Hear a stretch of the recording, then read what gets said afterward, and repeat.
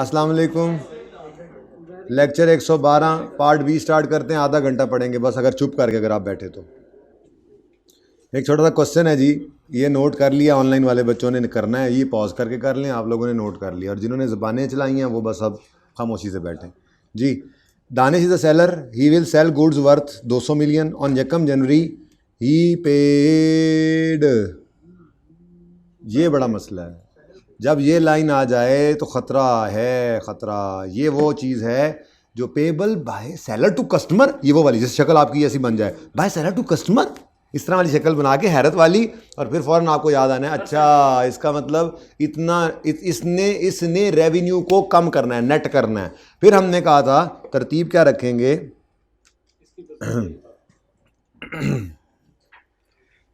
तरतीब ये रख लेते हैं, इसकी परसेंटेज निकाल लेंगे जी।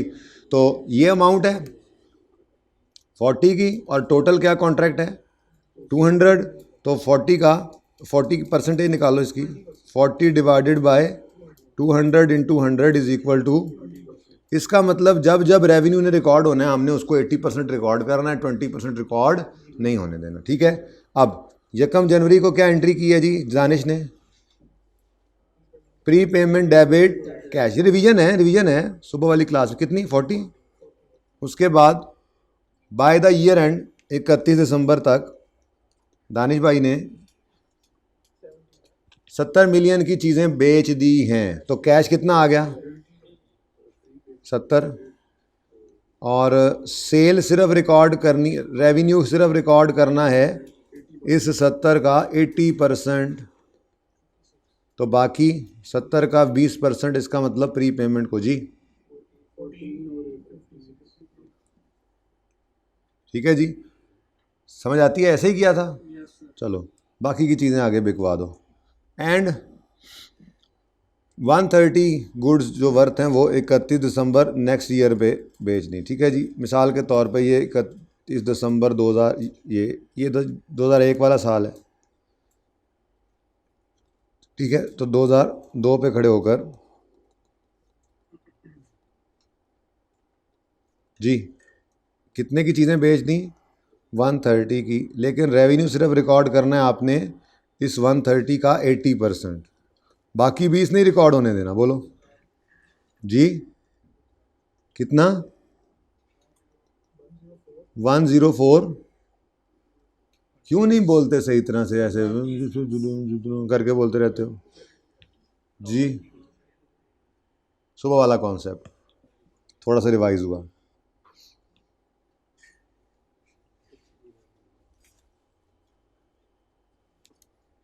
रफ़ी अभी तक नहीं आया, मैंने पढ़ाना है performance obligation satisfied over time. कोई बात नहीं, हमने बाकी सब कुछ भी तो करना ही है, तो ये कर लेते हैं ना।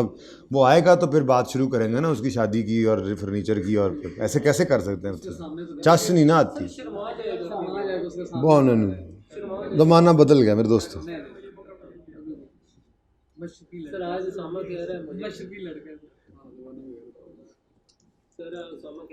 अच्छा जी प्लीज़ चुप।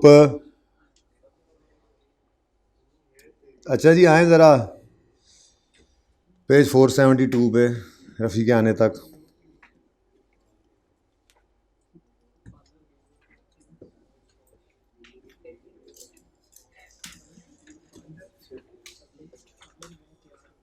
ये देखें जी, ले अवे सेल्स, पेज नंबर 472, ले अवे सेल्स, किस्तों पर चीज़ बेचना। मोटरसाइकिल भाई कह रहे हैं, अच्छा भाई ये जो मोटरसाइकिल भाई कह रहे हैं ये किस्तों पे जो बेचता है सेलर, उसके बारे में जैसे ही मैंने आपको ये कहा किस्तों पे, भाई ने कहा मोटरसाइकिल, इसको सुनते ही पहला ख्याल क्या आता है, क्या अरेंजमेंट होगा, कुछ एडवांस ले लिया होगा, बाइक दे दिया होगा, बाद में उसके पीछे पीछे भागेगा और किस्तें इकट्ठी करेगा। ये ले अवे सेल्स नहीं है। ले अवे सेल्स के बारे में ज़रा उलट कहानी है। ले अवे सेल्स का कॉन्सेप्ट सुन लें अब क्या है, ये जो यहाँ लिखा हुआ है स्टैंडर्ड में, ले अवे सेल्स कहते हैं कि आप ये मतलब थोड़ा कम इनकम तबके को जो है ना आप कहते हैं कि एक सहूलत है आपके पास कि आप ना हर महीने अपनी तनख्वाह में से एक फ़िक्स अमाउंट जो है वो अलग करके हमें जमा कराते रहें। आपने ये एसी लेना है, ठीक है, आप हर महीने 10,000 रुपये हमें जमा कराते रहें। जिस दिन यहाँ पर हमारे पास आपके 1,30,000 पूरे हो जाएंगे, 1 साल के अंदर आपके पैसे पूरे हो जाएंगे, आपका ये अमानत हमारे पास पड़ी होगी, आप उठा के ले जाना। पहले क्यों नहीं देते? क्योंकि फिर लोग लेके चीज़ नस भी जाते हैं, ठीक है ना जी। प्राइस चेंज होगी तो इनकी तो लॉक्ड है ना, इन्होंने तो हाँ इन्होंने तो लॉक कर ली, ठीक है जी। बिल्कुल पैसे बस ज़मीन टाइप है, क्या मतलब है लाड़ा आ गए हैं जी। मतलब है, बात सुने प्लीज़ यार। आप गए दुकान पर, वहाँ पे इलेक्ट्रॉनिक सामान किस्तों पे मिलता था, ठीक है। ये बिल्कुल नया कॉन्सेप्ट है, इसको देख लो। इससे पहले हमने सिर्फ क्वेश्चन किया है एक सुबह वाला ही, ठीक है। आप किस्तों वाली दुकान पे गए, आपने उनको जाके कहा कि जी मैंने माइक्रोवेव लेना है। उन्होंने कहा ठीक है 300 रुपये का है। अब उसके आगे आप सिफरें खुद लगा लेना, ठीक है, 300 रुपये का है। तो आपने कहा यार इतने पैसे तो मेरे पास इकट्ठे नहीं हैं, हाँ तनख्वाहदार आदमी हूँ, 100 रुपये हर महीने दे सकता हूँ। तो दुकानदार ने कहा ठीक है दिए जाओ, ये अलग करके रख लो, ये तुम्हारा है, पड़ा है हमारे पास अमानत, ठीक है। जब पैसे पूरे हो जाएंगे आके ले जाना। मैं ले ना जाऊँ, नहीं भाई फिर हमसे नहीं आया जाता, भागा नहीं जाता पीछे, ठीक है। ये पड़ा है आपका, अलग हुआ पड़ा है ना, ठीक है, ये आपका है। 3 महीने 100 रुपया दो, तीसरे महीने 100 रुपये पकड़ा के ये उठा के ले जाना, ठीक है। तो 31 जनवरी को, क्या नाम है भाई आपका, मुजम्मिल ने जाकर एक किस्त जमा करवाई, तो कैश डेबिट करके, अब मुजम्मिल नहीं, बुक्स ऑफ दुकानदार, क्योंकि हम तो सेलर की बात कर रहे हैं ना। बुक्स ऑफ दुकानदार, जिस दुकानदार के पास मुजम्मिल गया था, ठीक है, ये कैश इसको पकड़ा के आता है 10 रुपये, हाँ वो रेवेन्यू रिकॉर्ड नहीं करेगा, ठीक है। फिर 28 फरवरी को जाएगा, फिर किस्त दे के आएगा मुजम्मिल, वो फिर एंट्री करेगा। फिर 31 मार्च को बस कर देंगे, ठीक है ना। तो एक और किस्त लेकर जाएगा, पकड़ाएगा उसको, और फिर कहेगा भाईजान 300 पूरा हो गया हैं, 30 रुपये पूरे, 300 कहा था, चलो 300 कर लो, सॉरी मैं 30 पे आ गया था जी, 300 हो गया, ठीक है। अब ओवन उठाओ, पकड़ो ओवन उठा लो ओवन। ये जैसे ही आपने ओवन उठाया मेरी लायबिलिटी ख़त्म हो गई, अब ये रिस्क एंड रिवॉर्ड ट्रांसफ़र हो गया ना। अब रेवेन्यू रिकॉर्ड कर लें, सेल या रेवेन्यू, इसको कहते हैं जी ले अवे से, ठीक है। हाँ कॉस्ट गिवन होती तो मैंने नहीं गिवन, कॉस्ट की एंट्री भी कर लेनी जी। Retailers routinely offer layaway sale arrangement to their low income group customers, where customers are allowed to set aside a specific item in shop, अलग करके रखा है हमने, ठीक है। And make payment in instalment, भाई वो दूसरी किस्तें आप जो कह रहे थे वो डिफरेंट सिचुएशन होती है, उसके अंदर तो आपने चीज़ें दे दी हैं, रेवेन्यू रिकॉर्ड कर लेना चाहिए, तो फिर रिसीवेबल वाला चक्कर बन जाता है, वो ले अवे सेल नहीं होती, ठीक है ना। ले अवे सेल यही है जो बताया जा रहा है, ये कस्टमर को राइट होता है कि वो सेट असाइड कर दे कोई स्पेसिफिक आइटम दुकान में, and make payment in instalments, the retailer retains custody of goods until customer pays full amount. Retailer अपने पास चीज़ें रखता है, अपनी कस्टडी में रखता है जब तक पूरे पैसे कस्टमर दे ना दे। अच्छा अब यहाँ पे ना, वैसे तो ये एब्सोल्यूट काम तो ये हो गया जब हमने कहा 300 पूरे करेगा तो उठा के ले जाएगा, लेकिन स्टैंडर्ड ने ना यहाँ पे थोड़ी सी सेलर को गुंजाइश दी है, सेलर को थोड़ी सी गुंजाइश दी है। क्या गुंजाइश दी है कि अगर मिसाल के तौर पे 90% से भी ज़्यादा पैसे आ गए हैं, यानी तकरीबन सारे पैसे आ ही गए हैं, तो बाकी भी आ ही जाएंगे यार, आप रेवेन्यू रिकॉर्ड कर लो, इतनी को गुंजाइश जी। गुड्स भी ट्रांसफ़र होगी, जाहिर सी बात, वो आया ना, आया तो आप कहने लगा सर जी वो किराए पैसे दूसरे जेब में रखे हुए थे, वो जेब वाले पैसे जो है वो नहीं वो घर रह गए हैं पैसे, तो अब इसमें वो वॉलेट घर रह गया। अब मैं तो वैसे ये किस्तों के पैसे डाल के लाया था, तो ये 300 रुपये आपने रखने हैं रख लें, अब बाकी मैंने इसमें से ना 50 रुपये किराया भी खर्च कर दिया है, 50 तो ज़्यादा हो जाएगा, 100 रुपये किस्त है तो 20 रुपये किराया भी खर्च हो गया, काफ़ी दूर से आता हूँ मैं, तो अभी मेरे पास फ़िलहाल ये 80 रुपये ही हैं, ठीक है, आखिरी किस्त 80 रुपये की है, तो 20 रुपये में आपको फिर चक्कर लगेगा तो दे जाऊँगा, तो आप दुकानदार कहते हैं हाँ ठीक है, तकरीबन सारे पैसे तो आ ही गए हैं, ये भी आ ही जाएंगे, कोई नहीं, हो जाता है कभी कभी।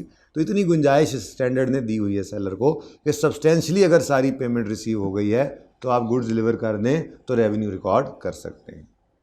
चलें, बहरहाल ये तो ऊपर की बात है। क्या कहता है, revenue from layaway sale is recorded when the goods are delivered against full payment. असूल तो यही है, जब गुड्स डिलीवर हो जाएं अगेंस्ट फुल पेमेंट। लेकिन however if sellers historical experience for frequent customers shows that most layaway sales transactions are converted into sales.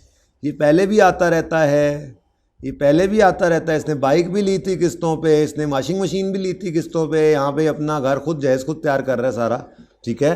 तो ये आहिस्ता आहिस्ता अभी से ही कर रहा है साथ साथ तैयार। तो ये इसके साथ हमारा पास का तजर्बा यही है कि ले अवे सेल इसकी सेल में कन्वर्ट हो जाती हैं, ठीक है। Then it can recognise revenue when it receives a significant deposit provided that goods are on hand identified and ready for delivery. अच्छा, वो ये कह रहे हैं यहाँ पर तो कि अगर अंदाज़ा है कि ये हो ही जाती है सेल और बड़ी अमाउंट रिसीव हो गई है और वो आपने रखी भी अलग हुई है चीज़, तो फिर पड़ी बेशक आपके पास ही रहे, डिलीवर नहीं भी हुई, रेवेन्यू रिकॉर्ड कर सकते हो। लेकिन जाहिर सी बात है, अपना पास तजर्बा देखोगे, ये ले भी जाता है और तकरीबन पैसे भी आ गए हैं, लेट्स से 90-95%, तो बस उसको उठाने वाला काम ही रह गया है। आपने अलग करके भी रखी हुई है, कर लो रेवेन्यू। नहीं, वो बिल एंड होल्ड में तो वो पैसे दे जाता है, उसके हवाले कर देते हैं, वो भी उसके उसकी चीज़ है, हमारे ज़िम्मे भी कोई नहीं है वो, तभी तो हम रखने के पैसे ले रहे हैं। लेकिन ये अगर ख़राब हो गई तो फिर रेवेन्यू रिवर्स करोगे। ये अगर तबाह दे या चोरी दे तो फिर इसको तो न्यू दे ना, क्या ख्याल है? ठीक है, उधर भी तो अगर चोरी हो जाए तो फिर भी तो हम उसको देंगे नहीं जिसका हम रेंट पे करें बिल एंड होल्ड। जी तो उसके अगेंस्ट फिर आप भाई सर्विस का रेवेन्यू कंपनसेशन तो आप उसको करें कंपनसेट, लेकिन आप कंसोर्डियन सर्विसेज दे रहे हैं ना, तो उसके अगेंस्ट 15,000 ले तो रहे हैं, वो तो अलग कहानी होगी ना, वो तो कॉन्ट्रैक्ट न्यू हो गया ना, समझो। इस ट्रांजेक्शन से तो काम निकल गया, चीज़ें भी मशीन में दे दी थी हमने, उसकी पार्ट्स भी दे दिए थे, हमने कहा था पकड़ो और निकलो यहाँ से, उन्होंने कहा था नहीं मैं मशीन लेके जा रहा हूँ, पार्ट्स पड़े रहे। हमने कहा था भाई देख लो, गिन लो, पूरे कर लो, ये अलग पड़े हैं, उसने कहा पड़े रहें, ने कहा हमने नहीं रखने, आपकी जिम्मेदारी। कहते हैं जिम्मेदारी उठाओ, मैं किराया दूंगा, ठीक है डन, पिछला काम खत्म, अगला शुरू, ठीक है। अच्छा जी, एजेंसी सेल अंडर, और भाई ये तो हो गया when or as an entity Inzamam who is an agent satisfies a performance obligation the entity, अच्छा एंटिटी इंजमाम है और वो एजेंट है, अच्छा जी। The entity records revenue in the amount of any fee or commission to which it expects to। अच्छा, ये यूँ कर लेते हैं ना कि शेख रशीद जो है वो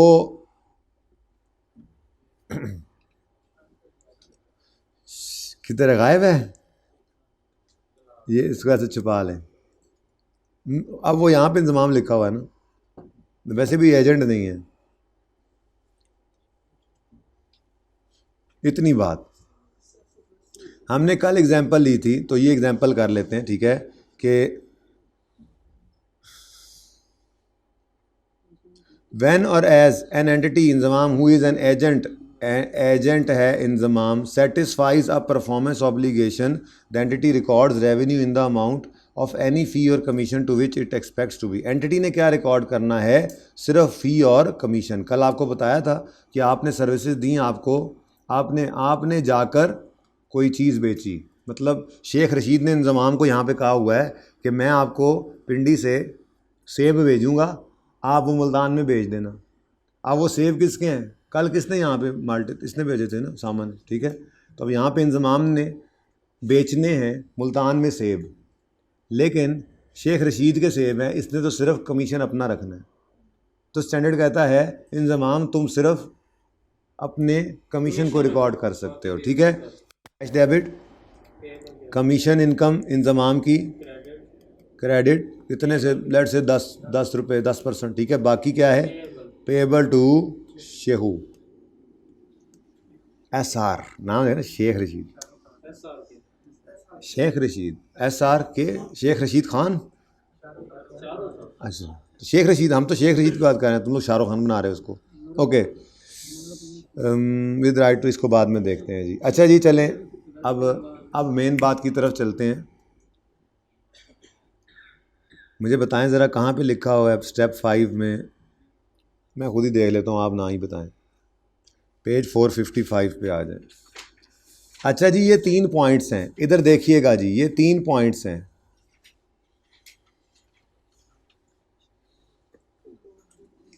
पॉइंट ए में बात हो रही है वापडा की। वापडा भी तो सेलर है ना, बोलो, सेलर ऑफ सर्विसेज है कि नहीं है? बिजली बेचता है और बेतहाशा बिल लेता है वापडा। अच्छा, जमादार क्या करता है? सफाई करता है, क्लीनिंग सर्विसेज देता है। तो ये ए में तो यही एग्जाम्पल आएंगी। अच्छा, एग्जाम्पल बी में रफ़ी का फर्नीचर, और एग्जाम्पल सी में हारून का, लेकिन आज भाई डिफरेंट बात है थोड़ी सी, स्पेशल वाला फर्नीचर। ठीक है भाई, ये स्पेशल हो गया। आज आपने कोई ऐसी स्पेशल चीज़ बनवाई है जो कि ना किसी और के काम की है, ना किसी और ने आज तक इस्तेमाल की है। ये ऐसी चीज़ आपने बनवाई है, यानी दुकानदार दे किसी काम की नहीं, वो किसी और को बेच भी नहीं सकता, और अगर दरमियान में आप कैंसिल करोगे तो इसके पैसे भी दोगे। ये कस्टमाइज्ड है, ठीक है। अंग्रेज़ी ये वाली लिखी हुई थी, मुझे भी पता है यहाँ पे, ठीक है। अच्छा, ओके, स्टैंडर्ड का। अच्छा, मैंने आपको ना 2-3 दिन से मैं लगा हूँ एक बात पे, क्या, अगर ठेकेदार ने हमारे प्लॉट पे घर बनाना शुरू किया है तो ठेकेदार परफॉर्मेंस ओवर टाइम सेटिस्फाई कर रहा है, रेवेन्यू आहिस्ता आहिस्ता रिकॉर्ड करे। लेकिन अगर अपने ही ज़मीन पर बना रहा है तो इन टाइम। अच्छा, फिर इससे आगे मैं चला और मैंने इनकी फर्नीचर वाली मिसाल दी, आपको समझाया कल बड़े जोश खिताबत के अंदर, क्योंकि हम इसके घर बैठ के फर्नीचर बना रहे हैं रफ़ी के, तो जैसे जैसे बनता जा रहा है ये लोग उठा के अंदर गोदाम में रखते जा रहे हैं। ठीक है, साथ साथ कंट्रोल ट्रांसफ़र होता जा रहा है, तो साथ साथ सेलर रेवेन्यू रिकॉर्ड करता जा रहा है। जबकि हारून ने कहा है 2 महीने बाद मुझे ये डिलीवर कर देना, तो 2 महीने के बाद जाके हम जब परफॉर्मेंस ऑब्लिगेशन सेटिस्फाई करेंगे तो रेवेन्यू रिकॉर्ड करेंगे। अब ये 2 सिचुएशंस थी। यहाँ पे क्या सिचुएशन थी? एसेट हमारा था ना, मतलब हमारे पास ही था, मतलब इसका काम होता जा रहा है, इसका एसेट इनहेंस होता जा रहा है।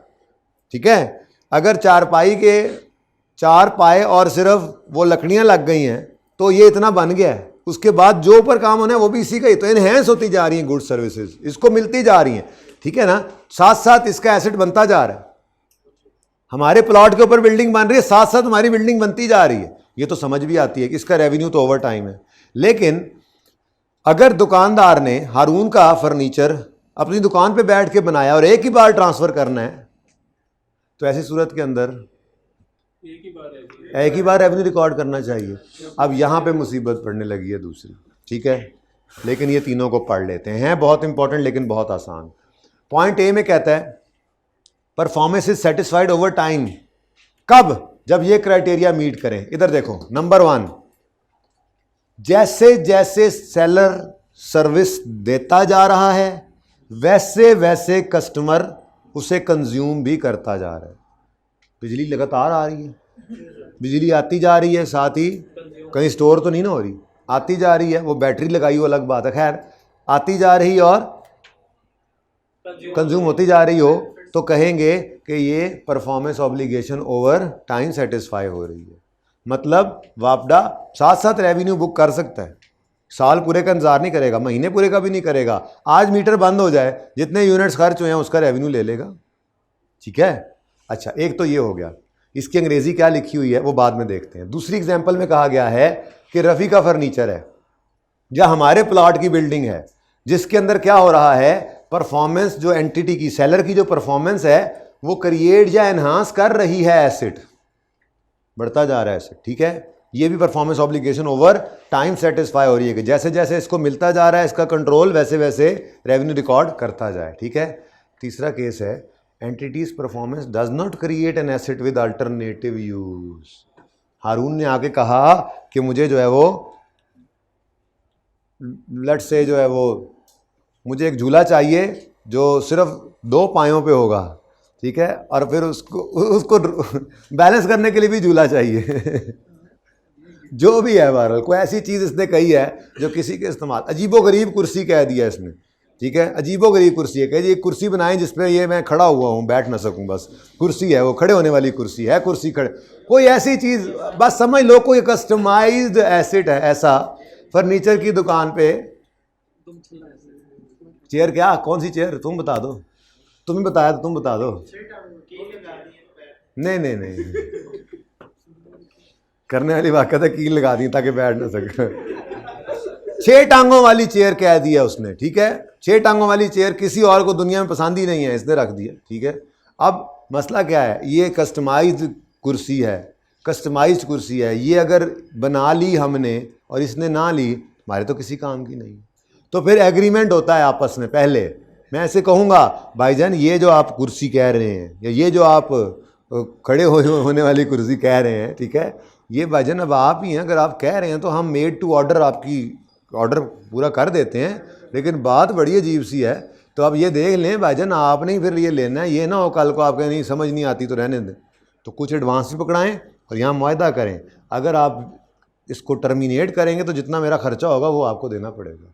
तो ऐसी सूरत के अंदर स्टैंडर्ड ने कहा कि हालांकि हारून का फर्नीचर बन हमारी दुकान पे रहा है, अनलाइक रफ़ी के उसके घर जाके हम काम कर रहे हैं, हारून का फर्नीचर बन हमारे दुकान पे ही रहा है, लेकिन चूंकि ये स्पेसिफिक ऑर्डर पे है और साथ ही ये भी बताया गया है कॉन्ट्रैक्ट में कि अगर हम यहाँ पे टर्मिनेट करें तो ये भाई साहब क्या करेंगे, पैसे देंगे, तो फिर ये भी परफॉर्मेंस ऑब्लिगेशन ओवर टाइम ही हो रही है। एक दफ़ा पढ़ें इसको, फिर इस पर काम करेंगे, कल प्रैक्टिस भी करनी है। An entity transfers control of a good or service over time and therefore satisfies the performance obligation and recognizes revenue over time if one of the following criteria is met। इनमें से कुछ एक भी हो जाए। पहला, the customer simultaneously receives and consumes the benefits provided by entity। वापडा, customer साथ साथ रिसीव भी कर रहा है और कंज्यूम भी करता जा रहा है बेनिफिट्स प्रोवाइडेड बाय वापडा, ठीक है, WAPDA's performance as the entity perform, जैसे जैसे एंटिटी परफॉर्म करती जा रही है वैसे वैसे कस्टमर उसको रिसीव और कंज्यूम करता जा रहा है, जैसे gym service by gym, electricity provided by वापडा, teaching services provided by college, security वगैरह वगैरह 5-6 सर्विसेज लिखी हुई हैं। कल इस पर दोबारा बात करेंगे। बात समझ जैसे थोड़ी सी आ गई है, जैसे जैसे सर्विसेज रेंडर होती जा रही हैं वैसे वैसे मतलब कंज्यूम भी हो रही हैं और रिसीव करके कस्टमर कंज्यूम भी कर रहा है, तो ये ओवर टाइम है, ठीक है, निशानी। दूसरा, एंटिटीज परफॉर्मेंस क्रिएट्स और enhances an asset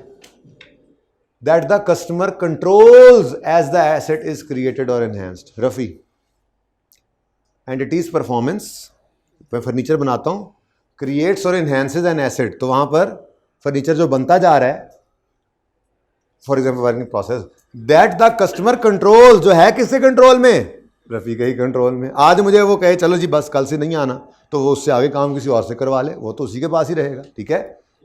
as the asset is created or enhanced, ठीक है। आगे एग्जाम्पल है, कल पढ़ेंगे। तीसरा क्या है, entity's performance does not create an asset with an alternative use to the entity. Entity's performance, मैं ये जो कुर्सी बना रहा हूँ 10 टांगों वाली, does not create an asset with an alternative use to entity, मेरे और किसी काम का नहीं है। एंड द एंटिटी, सिर्फ ये बात इसको नहीं कह देती, ठीक है, and the entity has an enforceable right to payment for performance completed to date. और अगर ये आज टर्मिनेट करता है तो मैं कहूँगा मेरा इतना खर्चा हो गया, ये तो मुझे दे के जाओ ना, बाकी की बात बाद में, ठीक है। अगली बात, एक और शर्त भी है इसमें, ये बड़ा इंपॉर्टेंट पॉइंट है, इंशाल्लाह कल प्रैक्टिस करेंगे। अगली बात एक और है, क्या, कस्टमाइज मशीनरी बीइंग, तो एग्जांपल दी ना हमने, ठीक है। Also the customer has no right to terminate the contract unless the entity fails to perform. अच्छा, ये दूसरी बात, ये अभी ना पढ़ो, ये रहने दो, ये कल इंशाल्लाह बात करेंगे इसके ऊपर तफसील से, ठीक है। चलें जी, अब अगेन मेरा इरादा जो था वो इरादा ही रह गया, और क्योंकि आज FAR 1 की क्लास है तो बस करते हैं, जितना हो गया बस गुजारा करें, ठीक है जी। अल्लाह हाफ़िज़।